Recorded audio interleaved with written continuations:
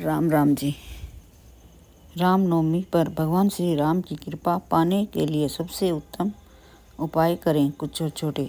सुबह जल्दी उठें, अपने घर की साफ सफाई करें, कंजक बिठाएं, उन्हें उनकी मनपसंद की चीज़ें दें और राम दरबार की पूजा करें। एक लकड़ी की चौकी ले लें और उस पर पीला वस्त्र बिछाकर भगवान श्री राम की परिवार सहित मूर्ति स्थापित करें, जिसमें माता सीता भी हो, हनुमान जी भी हो, लक्ष्मण जी भी हों, वैसी मूर्ति स्थापित करें और पीले वस्त्र पहने। राम रक्षा स्तोत्र का पाठ करें। आसन पर बैठकर अपना मुंह पूर्व दिशा की तरफ रखें।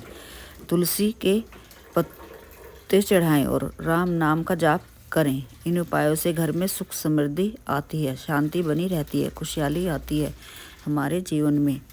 इन छोटे छोटे उपायों को रामनवमी पर करने से भगवान श्री राम का जन्म दोपहर 12 बजे हुआ था, इसलिए इस समय पूजा और भोग, खीर, मिठाई और का भोग लगाएं और जिसमें तुलसी दल भी हो।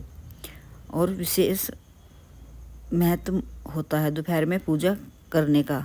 और राम रक्षा स्तोत्र का पाठ भी दोपहर में ही करें, पूर्व दिशा की तरफ मुँह करके पीले आसन पर बैठकर राम रक्षा स्तोत्र का पाठ करें। इससे जीवन के सभी कष्ट दूर होते हैं हमारे और हमारे परिवार की रक्षा होती है। रामचरितमानस के बालकांड या सुंदरकांड का पाठ करना भी अच्छा रहता है। यह भी करें, टाइम के अनुसार करें, अपने टाइम से है तो करें, अपनी क्षमता और श्रद्धा से करना चाहिए। भगवान श्री राम की पूजा करें और श्री राम राम राम राम राम का जाप भी करते रहें। तुलसी की माला पर प्रभु श्री राम को 108 तुलसी के पत्तों की माला अर्पित करें। इससे राहु शनि दोष कम होते हैं। रामनवमी पर भगवान श्री राम को तुलसी के पत्तों की माला पहनाने से उन पर थोड़ा सा चंदन का तिलक भी लगाएं और फिर भगवान श्री राम को पहनाएं। पत्ते कटे फटे नहीं होने चाहिए और पत्ते एक दिन पहले ही तोड़ कर रख लें। रामनवमी पर तुलसी महारानी के पत्ते भी नहीं तोड़ने चाहिए। राम नाम का जाप करते रहें दिन भर। ओम राम रामाय नमः, जय श्री राम, जय राम राम राम राम, जय श्री राम मानसिक जाप करें। काम भी करते रहें अपना और जाप भी करते रहें। और अपने घर की छत पर केसरिया रंग का ध्वजा भी, एक झंडा भी लगाएं। इससे यश और कीर्ति में वृद्धि होती है। उस पर जय श्री राम लिखा होना चाहिए। हनुमान जी का चित्र बना हो या प्रभु श्री राम का चित्र बना हो तो और भी अच्छा होता है। अगर मिले तो ऐसा ही खरीदें। भगवान श्री राम की पूजा और कृपा पाने के लिए हनुमान जी की भी पूजा करें और हनुमान चालीसा का पाठ करें, सुंदरकांड का पाठ करें, अवश्य करें। शुभ फलों की प्राप्ति होती है, हमारी मनोकामना पूर्ण होती है, हमारे रोग कष्ट सब दूर होते हैं भगवान श्री राम की रामनवमी पर पूजा अर्चना करने से। और दान भी इस दिन अवश्य करें। रामनवमी पर गुड़ का दान करें, गेहूं का दान करें। गेहूं के दाने भिगो कर रख दें, छत पे पक्षियों के लिए खाने के लिए डालें, गाय को गुड़ के साथ खिला के आएँ।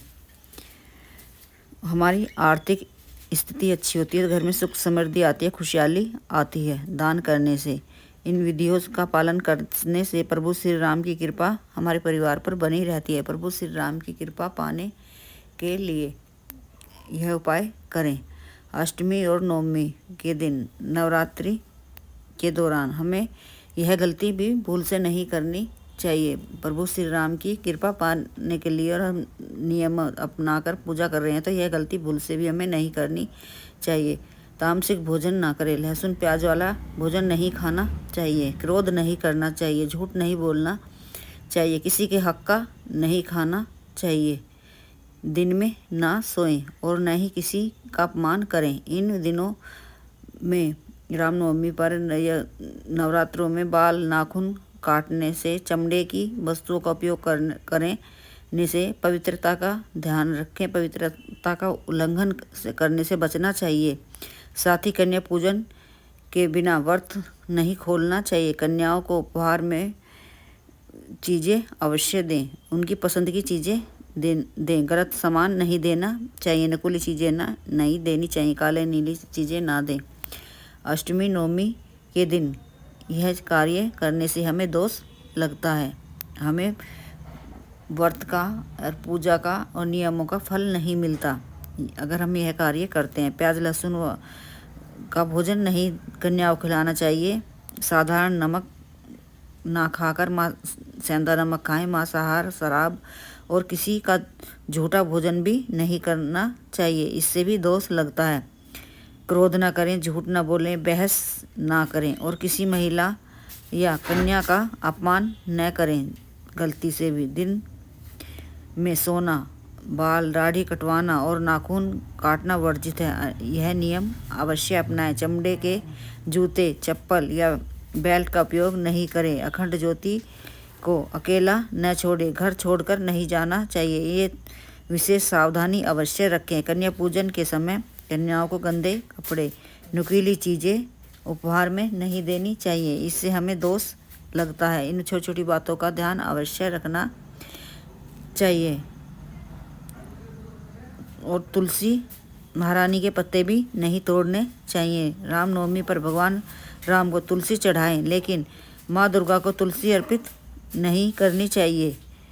स्वास्तिक भोजन का ही कंजकों को खिलाएं और व्रत में कुट्टू का आटा, सिंघाड़े का आटा, फल, सेंधा नमक, साबूदाना, सामक के चावल का सेवन करें। फल खाएं, पपीता खाएं, सेब खाएं, चीकू खाएं, ऐसी चीज़ें खाएं। लस्सी पिएं, दूध लें, जूस लें, पर अन्न नहीं खाना चाहिए, इससे हमें दोष लगता है। इन बातों का ध्यान अवश्य रखना चाहिए। शुक्रवार को चैत्र नवरात्रि की महानवमी और रामनवमी पर सुख समृद्धि और मनोकामना पूर्ति के लिए पीपल के वृक्ष की पूजा अवश्य करें। पीपल के वृक्ष में जल अर्पित करें और दीप प्रज्वलित करके परिक्रमा करें और पीपल के पत्ते पर सिंदूर और चमेली से राम नाम लिखकर 11 पत्तों की माला बनाकर हनुमान जी को पहनाएं।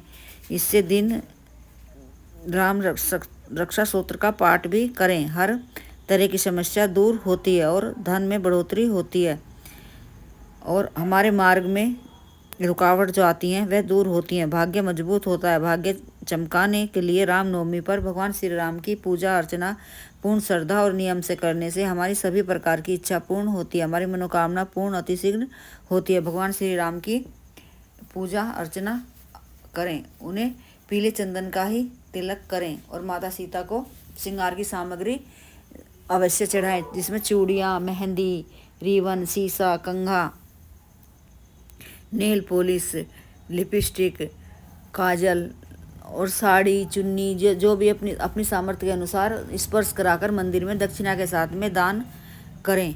इससे भगवान श्री राम की, माता सीता की कृपा मिलती है और हमारे घर में सुख समृद्धि आती है। अन्न धन की कमी नहीं रहती। हमारे रुक रुक कर जो काम होते हैं वह अटकते नहीं है, वह पूर्ण होते हैं। भगवान श्री राम की पूजा अर्चना करने से उनका आशीर्वाद हमारे परिवार पर बना रहता है और जो हमने भगवान श्री राम को भोजन का भोग लगाया है उसमें से कुछ हिस्सा गौशाला जाकर गौ माता को भी हमें अवश्य खिला के आना चाहिए। हरा चारा खिलाएं या पूड़ी, हलवा, खीर जो भी हमने बनाया है वह भी गौशाला जाकर गौ माता को खिलाएं। उन्हें हल्दी का तिलक करें और उनके चरण स्पर्श करें और गौ माता की सेवा करने से शुभ फलों की प्राप्ति होती है। भगवान श्री राम की कृपा हमारे परिवार पर बनी रहती है।